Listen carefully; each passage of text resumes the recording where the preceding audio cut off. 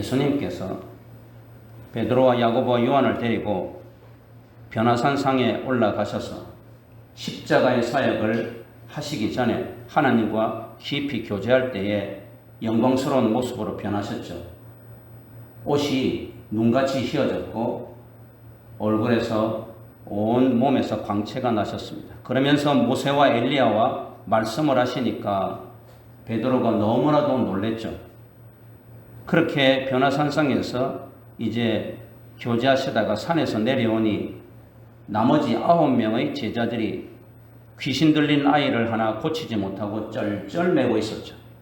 그럴 때 예수님께서 그 아이에게서 단번에 귀신을 쫓아내어 주시고 제자들에게 이렇게 말씀하셨습니다. 너희에게 믿음이 겨자씨 하나만큼만 있어도, 겨자씨 하나만큼만 있어도 이 산을 명하여 여기서 저기로 옮겨지리라 하면 옮겨질 것이요 또 너희가 못할 것이 없으리라. 겨자씨 하나만한 믿음. 겨자씨는 예수님의 표현에 비를 것 같으면 마태복음 13장 32절에 가장 작은 씨라 그랬어요. 제가 한 20여 년 전에 예루살렘 성지의 아이들을 데리고 우리 학생들을 데리고 성지순례를 갔었는데 그때 겨자씨라고 하는 것을 보여주는데 정말 어떻게 그렇게 작은지 잃어버릴 정도예요. 너무 작아서. 그런데 예수님께서는 천국은 그와 같다. 마태복음 13장 32절에 천국은 이 겨자씨 한 알만 작다. 그런데 이 씨가 한 알이 살아있으면 살아있는 겨자씨는 자라서 나무가 되어서 공중에 새들이 와서 그 가지에 깃든다 라고 말씀하고 있습니다. 예수님께서는 천국을 비유할 때 살아있는 겨자씨 한 알로 비유하고 있습니다.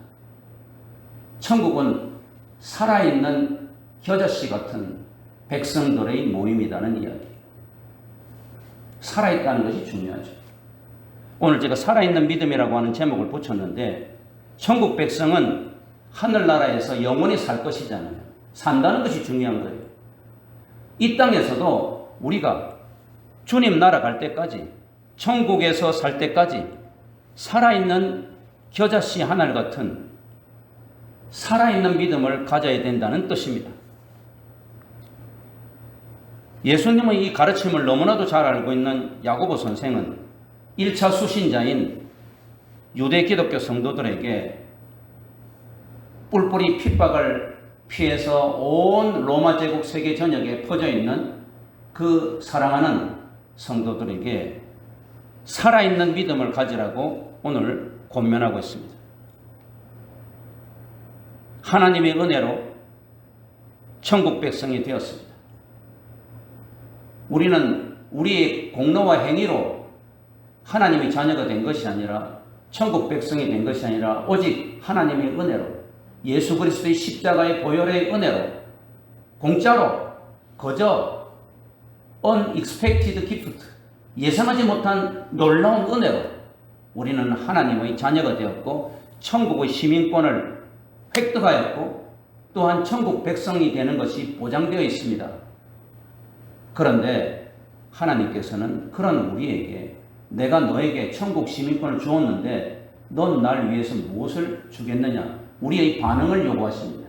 야고보서는 이렇게 천국 백성 된 우리에게 우리의 이 땅에서 주님 나라 갈 때까지 어떻게 반응할래?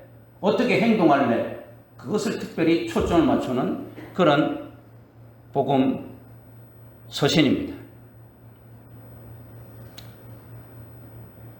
야고보 선생은 하나님의 은혜로 천국 백성 된 성도들에게 믿음은 생각이 아니다. 믿음은 단순하게 관념이 아니다. 믿음이라고 하는 것은 삶 그 자체다라고 강조하고 있습니다. 마치 고여있는 물은 썩지만 흐르는 물은 생수라 그러잖아요. 이 흐르는 물은 그 안에 생명이 있잖아요. 그 안에 물은 아무것도 없는 것 같아도 물 안에 미네랄이 있고 살아있죠. 이와 같이 생수와 같은 것이다. 흐르는 물과 같다는 뜻입니다. 그래서 우리 예수 믿는 성도들의 믿음은 그냥 믿음이 아니라 믿음 생활 혹은 신앙 생활이라고 말해야 옳습니다. 그러면 야고보 선생이 강조하는 살아있는 믿음은 구체적으로 어떤 믿음을 말하는 것일까? 오늘 본문을 통하여 구체적으로 한 3가지 정도를 살펴보고자 합니다. 첫 번째로 살아있는 믿음이라는 것은 19절 20절에 있는데 조절하는 믿음을 말합니다. 성령의 9가지 열매 중에서도 어떤 열매가 있습니까? 절제의 열매. 성령께서 우리에게 주시는 열매는 여러 가지가 있지만 절제의 열매가 있습니다. 셀프 컨트롤, 조절하는 것입니다.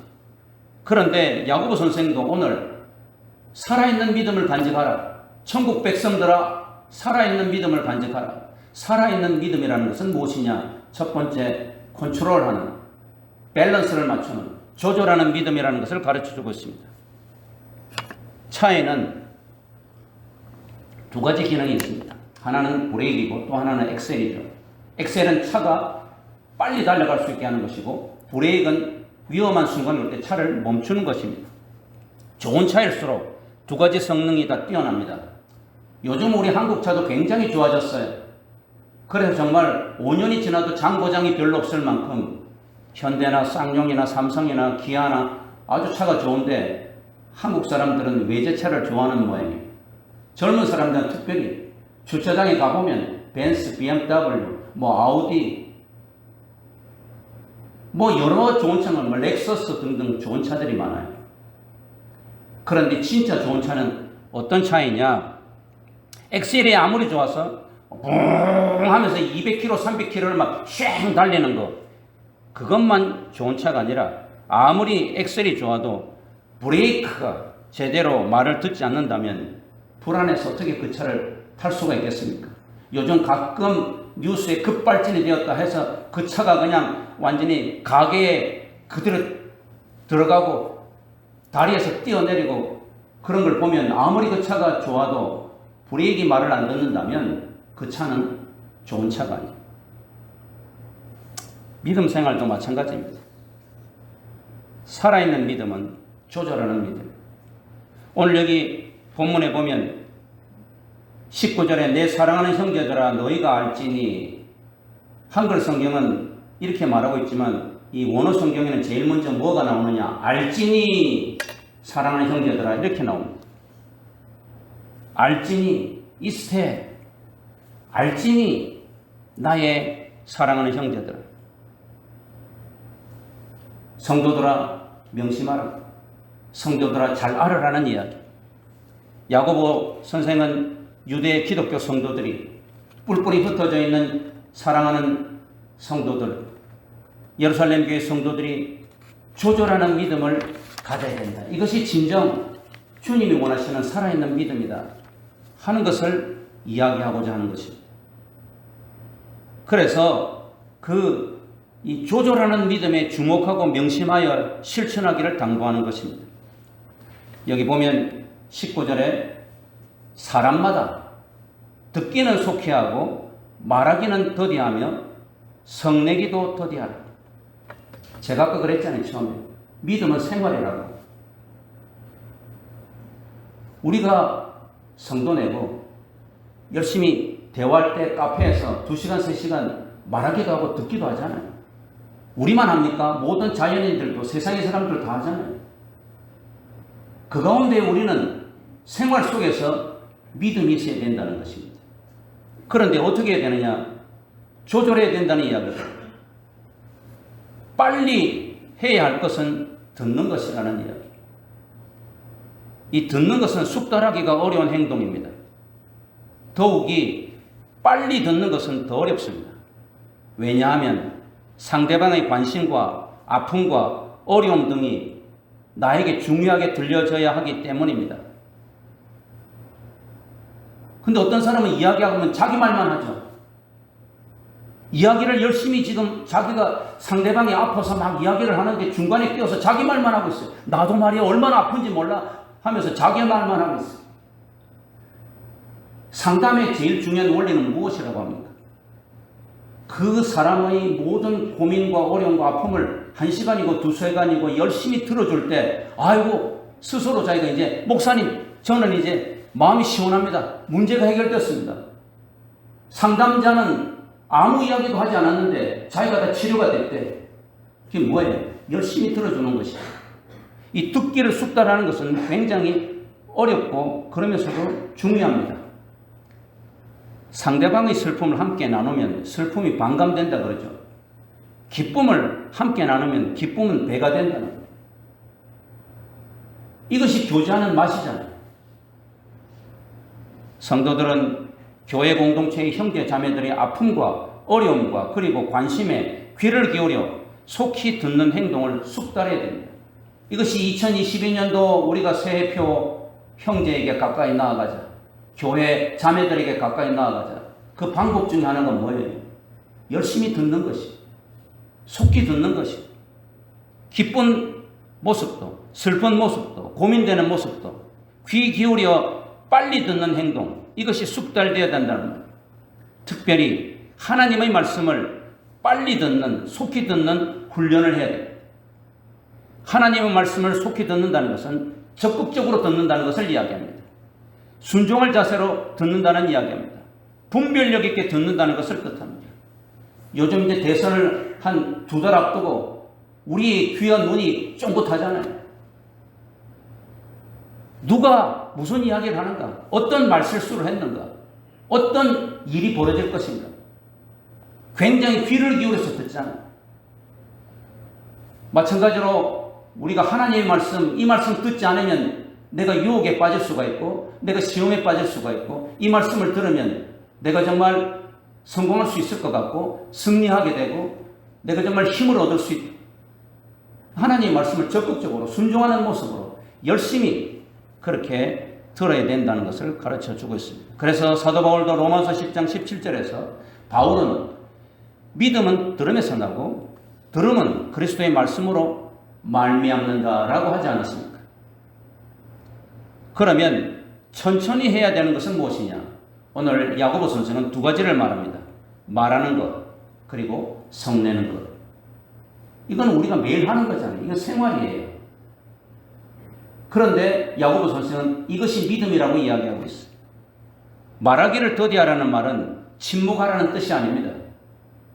그냥 가만히 아무 말도 하지 말라는 뜻이 아니에요. 지혜의 말, 은혜의 말을 신중히 하라는 이야기입니다.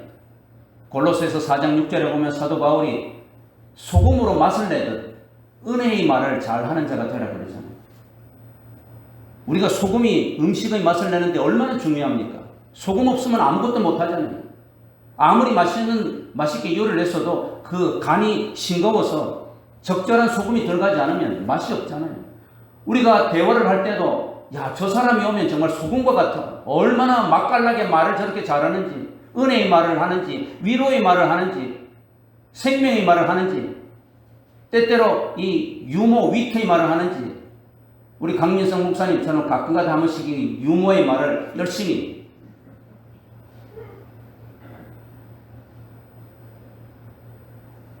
잠언 10장 19절에 보면 말이 많으면 허물을 면키 어렵다. 자기의 혀를 조절하는 자가 지혜롭다. 사도 베드로는 베드로전서 4장 11절에서 누가 말하려면 하나님의 말씀을 하는 것 같이 하라. 하나님께서 막 아무 말이나 합니까? 하나님은 한 번 하신 말씀, 하나님께서 한 번 내뱉으신 말씀은 반드시 지켜지는 권위와 능력이 있죠. 하나님의 말씀 생명의 말씀이잖아요. 하나님은 아무렇게나 말씀하시잖아요. 우리가 그러니까 이 말하는 이 습관 할 때에 한 템포 늦춰서 한 박자 늦춰서 말하는 것이 좋은데 한 박자 늦출 때는 하나님 내가 이 말을 할 때 상대편에게 위로가 되게 하시고 이 말을 할 때 상대편이 기쁨이 되게 하시고 이 말을 할 때 은혜의 말이 되게 하옵소서 소금과 같은 말이 되게 하옵소서 하기 위해서 우리는 사람이니까 한 템포 늦춰서 한 박자 늦추어서 이야기하라는 이야기. 이게 생활이잖아요. 근데 이거를 야고보 선생은 믿음이라 그러는 거예요.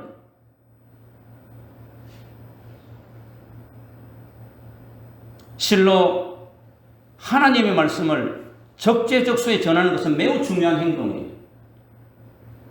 간증도 많이 듣잖아요.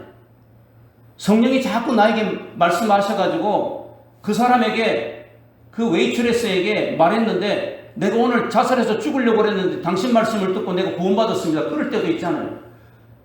내가 꼭 말씀을 하고 싶었는데 부끄러워서 말을 못했는데 그 사람이 그냥 갑자기 나가서 사고를 당하고 혹은 목숨을 끊었다는 그런 간증도 있잖아요. 말을 안 하는 것이 능사가 아니라 적재적소에 하나님의 말씀을 잘하는 것이 중요하고, 내가 말하는 것이 사람들에게 위로가 되고 소금과 같이 은혜로운 말이 될 수 있는 그런 말을 하는 것이 믿음이라 그래 이야기하고 있습니다. 믿음은 생활이다. 믿음은 관념이 아니고 생각이 아니다. 그렇게 말하고 있는 거예요. 또 천천히 해야 될 것이 뭐냐? 성내는 것입니다. 참 저도 이 말을 하면서 부끄럽습니다. 제가 혈기가 좀 많거든요. 나이가 많은데도 아직도 혈기가 남아있는데, 성내는 것을 천천히 하라고 했어요. 화를 내는 것은 천국 백성으로 바람직스럽지 못한 행동이라고 야고보는 강조하고 있는 거예요. 20절에 사람이 성내는 것이 하나님의 의를 이루지 못함이라. 하나님의 의는 무엇입니까? 예수 그리스도의 십자가의 보혈로 죄인된 원수된 우리를 구원해 주신 것이잖아요. 하나님의 의는 한마디로 공의이지만 그것은 사랑이잖아요. 자비잖아요. 용서잖아요. 그러니까 하나님의 의의 그 밑바닥에는 자비와 용서와 사랑과 긍휼이 있는 것인데, 화를 내게 되면 그것은 마귀가 좋아하는 것이지 하나님이 좋아하는 것이 아니니까 이 사랑과 자비와 용서와 긍휼과 상반되는, 대치되는 것이다. 하나님의 은혜로 하나님의 자녀가 된 성도들이 화를 내면 하나님이 바라는 의로운 생활을 할 수 없다는 뜻입니다. 자비로운 생활을 할 수 없다는 뜻입니다. 집에서도 막 서로 화가 나가지고 그 화를 내는 것이 고함을 지르면서 화를 내든지 아니면 냉전해가지고 한 달이든 계속 말 안 하고 화를 낸다든지 할 때 그 가정에 들어가면 싸늘하죠. 그러면 거기에 긍휼이 있습니까? 은혜가 있습니까? 자비가 있습니까? 사랑이 있습니까? No. 마귀만이 손뼉치고 좋아하는 것이죠.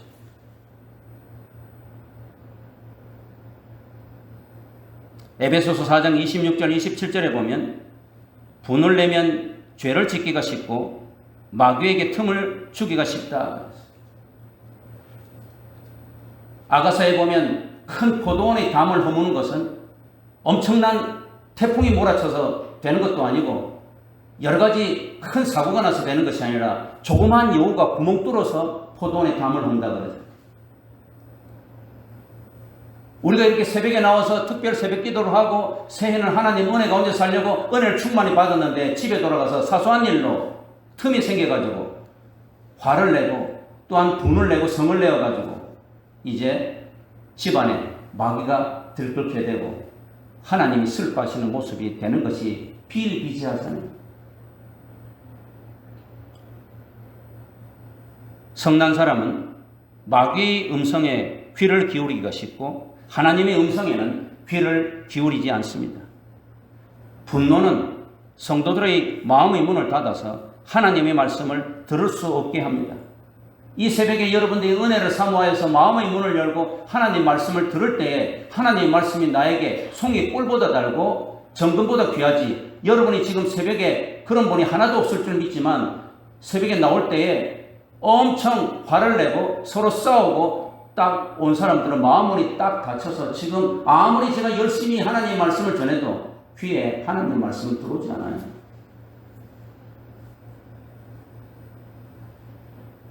만약에 분노가 성도들의 마음을 계속 지배하게 내버려 둔다면 성도들은 더 이상 하나님의 말씀에 순종하지 않게 되고 마귀에게 끌려다니게 됩니다. 오늘 이 말씀을 들었으면 내가 마음의 문을 열어야 되겠다 해서 금방 분을 풀고 화를 풀고 그렇게 해야지. 그래도 나는 여전히 그 고집을 가지고 하루, 이틀, 일주일, 열흘, 한 달 계속되면 하나님의 말씀은 한 달 동안, 1년 동안 계속 내 마음에 들어오지 않을 것이고 마귀는 나를 세상으로 유혹할 것이고 그러면 나는 어떻게 되겠어요? 불을 보듯 뻔한 것입니다.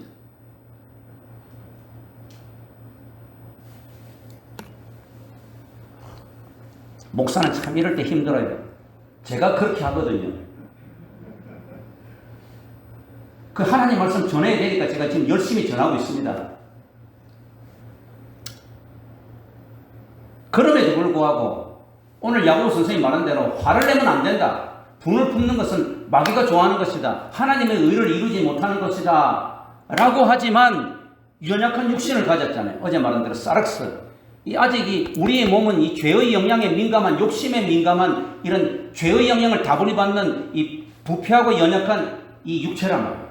이 육체가 완전히 죄의 영향을 받지 않고 마귀의 유혹도 받지 않고 이렇게 되려고 하면 부활의 몸이 되어야 되는 거죠. 이 부활의 몸은 지금 되는 것이 아니라 예수님 재림하셔야 돼요. 그래서 우리가 오 마라나타 주 예수여 어서 오시옵소서 하는 거예요. 주님이 재림하실 때 우리의 몸이 부활의 몸이 되어서 완전히 변화되어서 마귀에게 어떤 유혹도 받지 않고 어떤 죄도 짓지 않고 어떤 욕심도 없어지고 하나님 나라에서 이 부활의 몸으로 영원히 사는 것이잖아요. 그런데 주님 나라 갈 때까지 예수님이 재림하실 때까지는 여전히 나는 이 죄의 영향을 받는 연약한 육체를 가졌어요. 그 말은 화를 낸다는 소리죠. 화를 전혀 내지 않을 수가 없어요. 어떤 사람은 하루에 5번 내면 나는 하루에 3번 내고 또 어떤 사람은 2번 내고 어떤 사람은 1번 내더라도 다 화를 내요. 그래서 야고보는 화를 내더라도 성도답게 내라. 믿음 생활을 하는 자답게 내라. 신앙인답게 내라는 이야기. 그 방법이 뭐냐? 한 템포 늦춰라. 조절하라. 한 박자 늦춰라. 한 박자 늦추어 천천히 화를 내라는 것입니다. 분노를 잘 조절할 수 있도록 기도하라는 것입니다. 분을 빨리 그리고 잘 내는 사람은 거룩한 천국 백성으로서 신앙생활을 성숙하게 잘할 수 없다는 이야기. 더욱이 성낸 것을 풀지 않고 마음에 계속 품고 있는 자는 마귀에게 틈을 주어서 죄를 짓게 되고 하나님을 슬프게 하게 됩니다. 그래서 에베소서 4장 26절에는 노하기를 더디하고 해가 지도록 분을 품지 말라. 아침에 분이 났으면 금방 풀어야지 해가 질 때까지 계속 분을 품고 있으면 마귀에게 틈을 보여서 실패한다. 두 번째로 살아있는 믿음은 받고 말씀을 받고 행하는 믿음을 말합니다. 21절에서 25절에 나오죠. 살아있는 믿음이라는 것은 하나님의 말씀을 먼저 받는 거예요. 이 받는다 하는 표현은 듣는다라는 표현보다도 더 강하고 확장된 표현이에요. 듣는 것은 뭐로 듣습니까? 귀로 듣잖아요. 받는 것은 마음으로 받는 것이에요. 그렇기 때문에 더욱더 하나님 말씀을 마음으로 받는다는 소리는 말씀을 귀로 듣는다는 것보다도 더욱더 강하고 확장된 표현이에요. 그런데 오늘 이 야고보 선생은 하나님의 말씀을 받을 때에 마음으로 받을 때 그 마음이 온유함으로 받으라 말하고 있습니다. 기질적으로 온유한 사람이 있고 좀 그렇지 못한 사람들도 있는데 여기에 온유함이라고 하는 것은 기질적인 온유함뿐만 아니라 내가 노력하고 의지로 온유하게 만들려고 하는 것을 가르쳐주고 있습니다. 이것을 야고보 선생은 이제 예수님의 마음의 같은 4가지 비유를 머리에 떠올리면서 이야기하고 있는 것입니다. 야고보 선생은 예수님이 살아계실 때에는 예수님을 믿지 않았잖아요. 부활하고 난 후에 예수님을 믿고 난 후에 그 예수님의 살아계실 때 산상수훈이라든지 그 비유의 말씀이 너무 생생하고 너무 그리운 거예요. 한편으로는 죄송스럽고 한편으로는 너무 사모하고 그래서 오늘 이 본문에서도 보면 야고보서에 보면 예수님의 그 설교와 산상수훈과 이런 것을 굉장히 많이 흉내내고 있습니다. 요즘 말은 벤치마킹을 하고 있는 거죠. 그래서 여기서 4가지 마음의 밭을 생각하면서 너희들이 이제 말씀을 받을 때 마음의 밭이 온유하게 하라. 마음의 밭이 온유하라는 것은 뭐예요? 옥토가 같이 되라. 옥토같이 되게 부드러운 밭이 되도록 하라는 이야기. 마음의 밭이. 마음의 밭이 부드러워지려면 어떻게 됩니까? 기경을 해야 되겠죠. 더러운 쓰레기는 다 걷어내고 오물도 다 걷어내고 딱딱한 것은 이 괭이나 꽃갱이나 호미로 파서 갈아엎고 그 안에 많은 돌짝이 있으면 돌짝을 다 제거하고 가시떨기가 있으면 가시떨기를 다 없애야 될 거 아니에요. 그것을 이야기하고 있습니다. 그래서 여기는 모든 더러운 것과 넘치는 악을 내버려라. 이 내 마음의 밭에 들여다보니까 더러운 것, 이 추악한 것, 이 악한 욕심, 또 세상의 모든 더러운 것들이 쓰레기가 가득하더라고요. 그거를 전부 다 먼저 걷어내야 될 거 아니에요. 그리고 딱딱하고 굳어있는 것은 이 홈이나 괭이로 막 파야 될 거 아니에요. 또 그 안에 있는 고집이라든지 내 세상적인 어떤 생각, 가치관, 이 돌짝을 걷어내야 될 거 아니에요. 또 막 그냥 세상의 염려와 재리의 욕심에 대한 이런 가시떨보를 다 걷어내야 될 거 아니에요. 기경을 해야 된다. 온유함으로 받아라는 것은 내 마음의 밭을 기경하라는 이야기예요. 아이고 나는 선천적으로 온유하지가 못해. 굉장히 기질적으로 급하고 막 강하고 막 그래. 그렇게 조상탄만 하지 말고 내 의지로 마음의 밭을 기경을 하라는 이야기.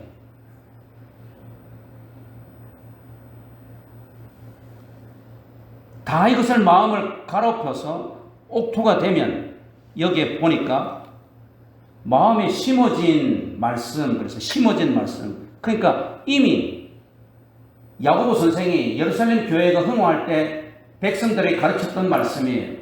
또 사도 베드로가 가르쳤던 말씀이에요. 그런데 환난과 핍박으로 뿔뿔이 다 흩어져서 온 세계에 흩어져 있지만은 이전에 이미 너희들에게 하나님 말씀을 다 심어주지 않았느냐. 그 하나님 말씀을 심어주었는데 이 마음의 밭에 가시떨기도 있고 여러 가지 돌멩이도 있고 또 더러운 죄악의 오물이 있어가지고 그 틈에 이 심어진 말씀이 잘 자라고 있지를 못한단 말이에요. 그러니까 다 기경을 해서 싹 엎어버리고 나면 깨끗한 녹토가 되면 이미 심어진 이 하나님 말씀의 씨앗이 잘 자랄 거 아니에요.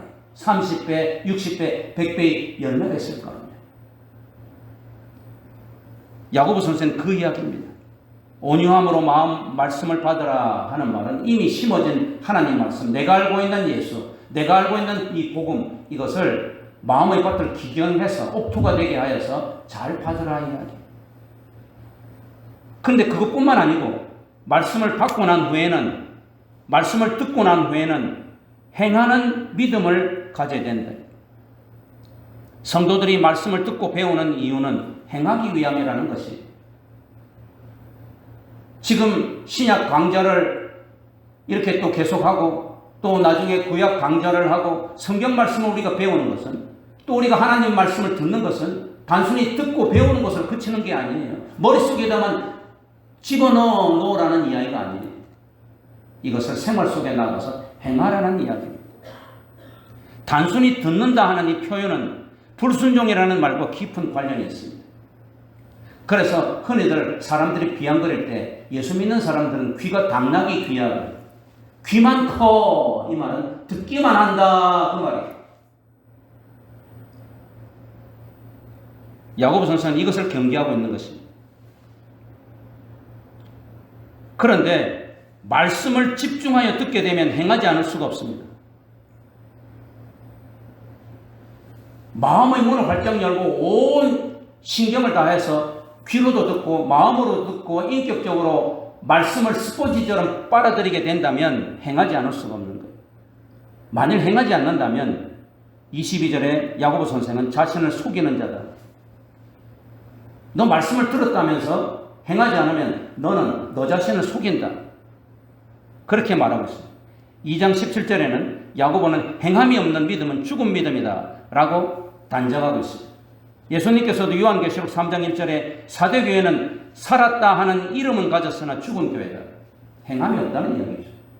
사대교회라고 이름은 있고 신문에도 광고가 나고 인터넷 유튜브에도 나오고 교회 건물도 크고 성도들도 굉장히 많은 것 같은데 사대교회는 살았다 하지만 실상은 죽은 교회예요. 행함이 없는 그런 믿음이라는 이야기죠. 마틴 루터는 종교개혁을 일으키면서 이 행함을 자꾸 야고보 선생이 강조한다고 이것은 지푸라기 복음이다, 쓰잘데기 없는 복음이다 그렇게 비하했지만은 그건 마틴 루터가 잘 모르는 이야기죠. 야고보 선생은 믿음으로 구원받는다는 전제하에, 하나님의 은혜로 구원받은 성도가 되었다는 전제하에, 그러면 하나님의 은혜로 구원받은 성도가 이 땅에서 주님 나라 갈 때까지 어떻게 살아야 되느냐? 말씀을 듣고 행해야 된다는 이야기. 예수님도 산상수훈을 마치시면서 마태복음 7장 26절에 나의 이 말을 듣고 행하지 아니하는 자는 그 집을 모래 위에 지은 어리석은 사람과 같다 라고 말씀하셨습니다. 이렇게 살아있는 믿음은 생활 속에서 실천적이고 행동적이어야 된다 라고 이야기하고 있습니다. 2022년에 하나님께 더 가까이 나아가자. 성도들 간에 서로 가까이 나가서 나눔과 교제를 하자. 불신자들에게 이웃에게 다가가자. 더 가까이 하자. 이것은 행동을 이야기하는 것이, 생활을 이야기하는 것입니다. 오늘 야고보는 23절 24절에서 거울의 비유를 통해서 행함이 얼마나 중요한가 하는 것을 가르쳐주고 있습니다.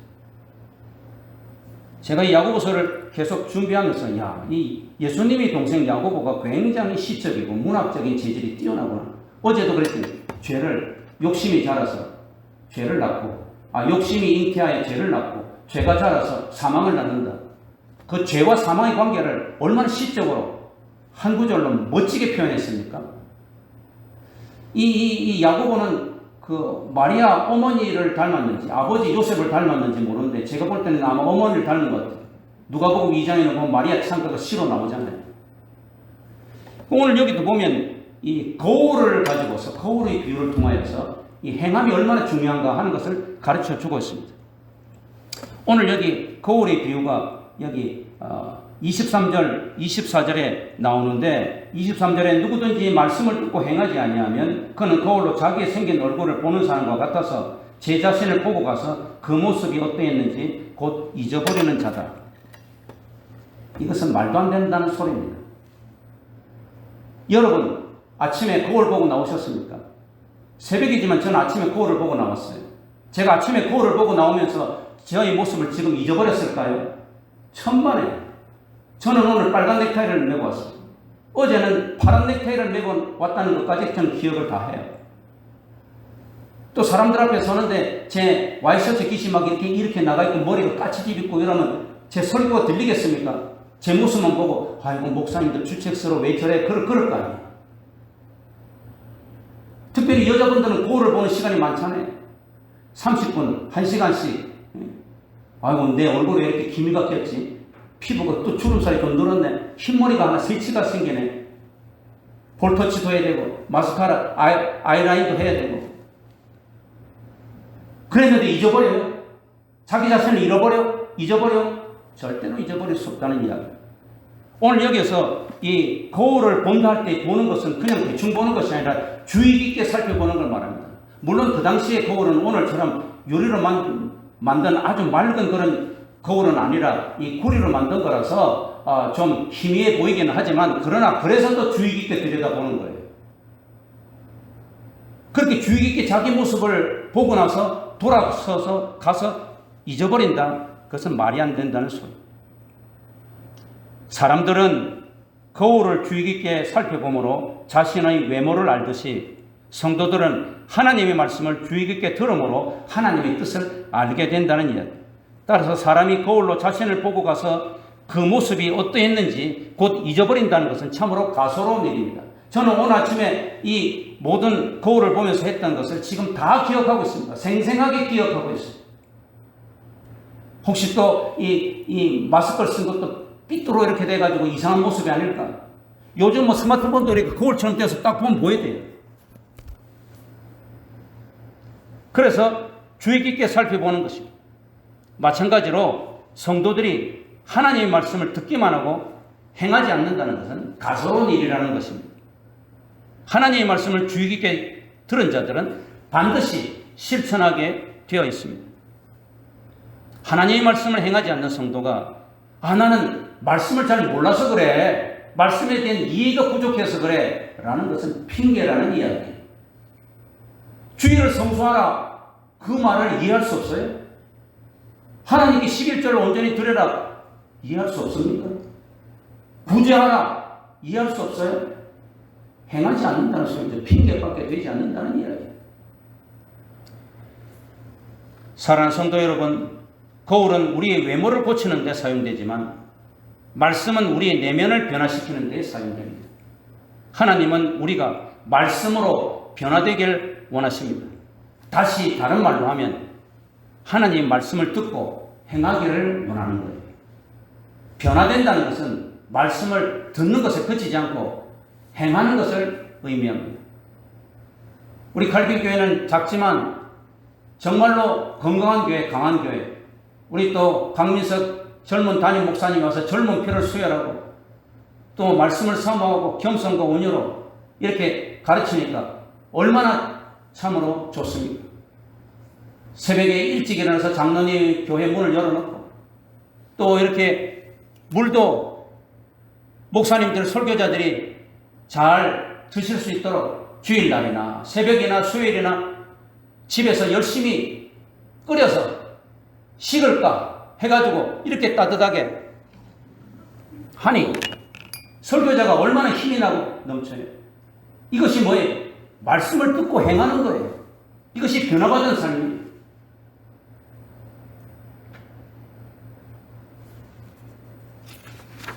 세 번째로 살아있는 믿음이라고 하는 것은 26절, 27절에 보면 참된 경건 생활을 실천하는 믿음입니다. 참된 경건은 해야 할 것과 하지 말아야 할 것을 구별하는 행동을 말합니다. 오늘 여기 26절에 경건하다 하는 동사가 나오는데 이 26절에 경건하다 하는 이 동사는 신약 성경에서 오직 이곳에만 나타납니다. 한 번밖에 안 나타나요. 경건하다라는 이 말은. 왜 야고보가 이렇게 차별화된 이 동사를 사용합니까? 그 의도가 있습니다. 야고보는 경건이라는 이 용어를 정의하기를 차별화하기 위함입니다. 지금까지 너희들이 알고 있는 경건이라고 하는 인식을 좀 다시 바꿀 필요가 있다는 이야기. 즉 많은 성도들이 오해하기를 경건한 성도는 교회에서 예배를 규칙적으로 드리고 저 성도는 새벽에 한 번도 빠지지 않아. 주일날 한 번도 빠지지 않아. 또한 늘 10분, 15분 전에 나와서 열심히 기도하고 찬양도 열심히 하고 또 심지어는 금식을 정하여서 금식을 하면서 기도한다. 그러면 모두가 다 경건한 성도로 생각을 한다는 말입니다. 일리가 있어요. 맞습니다. 그런데 오늘 야고보 선생은 본문에서 그런 것만으로는 부족하다는 이야기. 그런 신앙의 활동은 단순히 외적인 표시고 이제 오늘 26절, 27절에서 이 말하고 있는 이 생활이 병행되지 않으면 그 경건은 헛것이라는 이야기예요. 다시 말해서 열심히 기도하고 예배드리고 신앙의 외적인 활동을 할 뿐 아니라 정말 참된 경건을 하려고 하면 이것을 실천해야 된다는 거예요. 금해야 될 것이 두 가지가 있고 또 꼭 해야 할 것이 한 가지가 있다는 거예요. 금해야 될 것, 하지 말아야 될 것이 두 가지 뭐냐? 첫째, 말을 함부로 하지 말라는 이야기. 아까 19절에서도 말했는데 26절에도 말하고 있어. 또한 뒤에 이제 3장에도 계속 이야기하고 있어요. 이 야고보 선생은 믿음의 행동 중에서 제일 먼저 중요한 것이 말이에요. 말. 오늘날도 말을 실수해가지고 그 사람의 인격과 그 사람의 모습이 굉장히 평가절하되고 가치절하되는 모습이 얼마나 나타납니까? 말은 곧 믿음의 생활의 가장 중요한 척도라는 것을 여기서 되풀이되게 이야기하고 있는 것이죠. 그래서 말을 함부로 하지 말라. 이거를 26절에 보면 누구든지 자기 혀를 재갈 물리지 아니하면 그 사람의 경건은 헛것이다 라고 너무나도 심할 정도로 단정을 하고 있습니다. 참된 경건 생활을 하는 성도가 되려면 말을 절제할 줄 알아야 된다는 이야기. 야고보는 혀 길들이는 것을 이 말, 우리 한국말에 말이 아니고 말, 홀스, 휘잉 하면서 달려가는 그 말 있잖아요, 말. 그 말 길들이는 것에 비유합니다. 말에 재갈을 물려주어야 이 말이 주인에게 순종하듯이 혀를 잘 길들여야 경건한 진정한 성도가 된다는 것입니다. 어떻게 혀를 잘 길들일 수가 있습니까? 마음에 버릴 것을 버리고 취할 것을 취해야 된다는 것을 가르쳐 주고 있습니다. 아까 여기 이야기한 대로 모든 마음에 있는 더러운 것과 넘치는 악을 다 내어 버리라. 마음속에 있는 악한 것, 더러운 것들을 다 내어 버려야, 그리고 취할 것을 취해야 이 말을, 혀를 잘 길들일 수 있다. 예수님께서도 사람의 입에 들어가는 것이 더러운 것이 아니라 입으로 나오는 것이 더럽다. 그래서 마음의 모든 악을 제거하라. 대신 거기다 무엇을 채워야 됩니까? 하나님의 말씀을 가득 채워라. 또한 경건을 위해서 하지 말아야 될 것은 무엇이냐? 새 속에 물드는 것. 경건한 성도는 새 속에 물들지 않아야 됩니다. 이 말은 세상에서 고립되어서 산속에서 살라는 이야기가 아니고 지구를 떠나라는 이야기가 아닙니다. 성도는 항상 죄 많은 이 세상에 있어야 합니다. 그러나 세상에 속해서는 안 된다는 이야기입니다. 너희는 세상의 빛과 소금이라.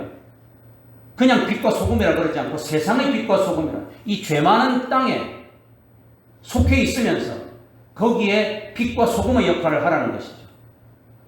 마치 연꽃이 진흙탕 속에서, 뻘구덩이 속에서, 쓰레기 속에서 장미가 피어나듯이 이 더러운 세상 가운데 살지만 더러운 세상에 물들지 말고 오히려 영향력을 발휘하여서 세상을 변화시키라는 의미이죠.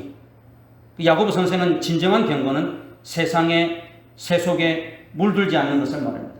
오늘날 한국교회가, 현대교회가 세속주의에 빠졌다 하는 것은 세속에 물들어가고 있다, 그 말이죠. 좋은 말이 아닙니다. 우리는 세상에 속한 자들이 아니잖아요.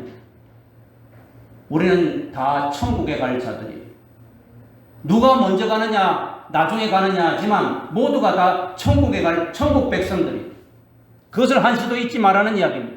그러므로 우리는 세상의 가치체계나 풍속을 따라서 생각하고 행동해서는 안 된다. 요즘은 즐겨하면 트로트가 나와요.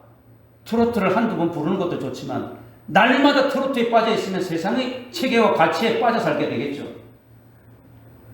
트로트는 한 번 부르면 찬송은 10번 불러야 되지 않겠어요?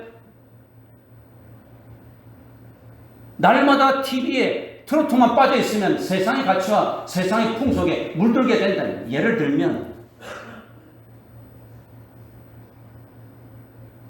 성도들은 불신앙적인 사고와 세속적인 가치에 물들 위험에 끊임없이 노출되어 있습니다. 오늘날은 얼마나 많은 볼 것이 있고 얼마나 많은 들을 것이 있습니다. 매스미디어가 얼마나 발달되어 있습니다. 우리는 세속의 물들 위험에 노출되어 있습니다. 이러할 때에 성도들은 위의 것을 생각하고 위의 것을 찾으며 끊임없이 천국 백성으로서의 자신을 지키는 노력을 해야 된다, 그 말. 경건에 이르는 연습을 쉬지 않고 해야 된다는 말이에요. 그러면 참된 경건 생활을 하려면 해야 할 것이 뭐냐? 참된 경건을 위해서 해야 할 것은 고아와 과부를 돌보는 것이라 그랬습니다. 이 고아와 과부는 유대 사회 계층에서 착취와 고통의 대명사입니다.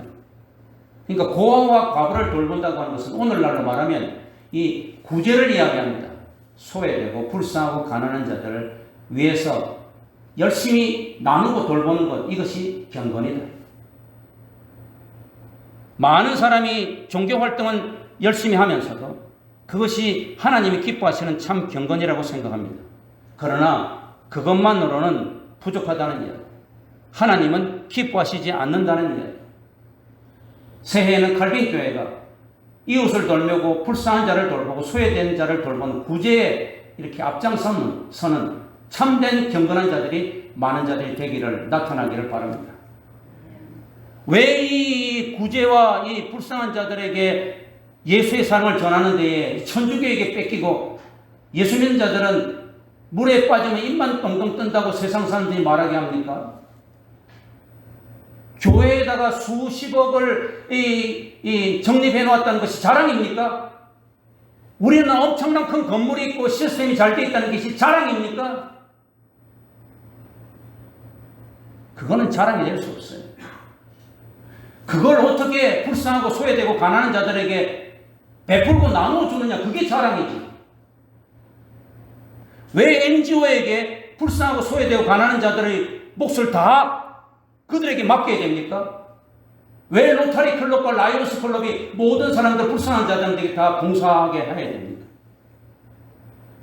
야고보 선생은 이것을 사랑하는 내 형제들아, 예루살렘 교회 성도들아, 온 세계에 흩어져 있는 나의 성도들아, 구제에 힘써 하나님 기뻐하시는 것이다. 이것이 참된 경건이다. 교회 와서 열심히 새벽 기도도 하고 주일을 열심히 예배도 드리고 찬송도 하고 금식하는 것도 중요하지만 그것만으로는 나는 너를 경건한 자라고 부르지 않겠다